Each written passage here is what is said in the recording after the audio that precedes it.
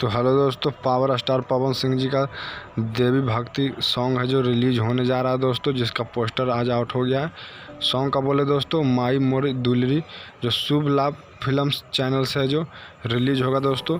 जो अरुण बिहारी जी ने सॉन्ग को लिखे हैं दोस्तों, और छोटू रावत जी का है जो म्यूजिक है दोस्तों। निर्देशक इसमें पवन पाल जी है, परिकल्पना दीपक सिंह की है दोस्तों। जो बहुत ही कमाल का सॉन्ग रिलीज होने जा रहा है दोस्तों।